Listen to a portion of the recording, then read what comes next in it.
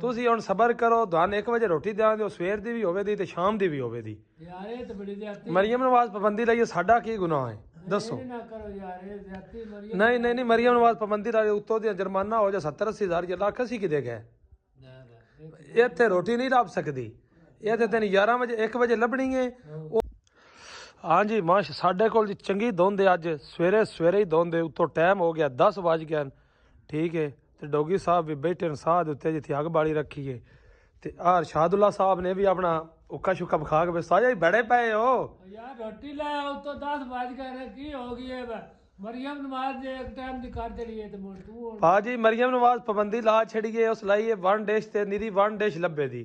ਤੁਸੀਂ ਹੁਣ ਸਬਰ ਕਰੋ, ਤੁਹਾਨੂੰ 1 ਵਜੇ ਰੋਟੀ ਦਿਆਂਗੇ, ਸਵੇਰ ਦੀ ਵੀ ਹੋਵੇ ਦੀ ਤੇ ਸ਼ਾਮ ਦੀ ਵੀ ਹੋਵੇ ਦੀ। ਯਾਰ ਇਹ ਤਾਂ ਬੜੀ ਜ਼ਿਆਦਤੀ ਮਰੀਮ ਨਵਾਜ਼ ਪਾਬੰਦੀ ਲਾਈਏ, ਸਾਡਾ ਕੀ ਗੁਨਾਹ ਹੈ ਦੱਸੋ? ਇਹ ਨਾ ਕਰੋ ਯਾਰ, ਇਹ ਜ਼ਿਆਦਤੀ ਮਰੀਮ ਨਹੀਂ ਮਰੀਮ ਨਵਾਜ਼ ਪਾਬੰਦੀ ਲਾਈਏ, ਉੱਤੋਂ ਦੀ ਜੁਰਮਾਨਾ ਹੋ ਜਾ 70-80 ਹਜ਼ਾਰ ਜਾਂ ਲੱਖ, ਅਸੀਂ ਕਿਦੇ ਗਏ?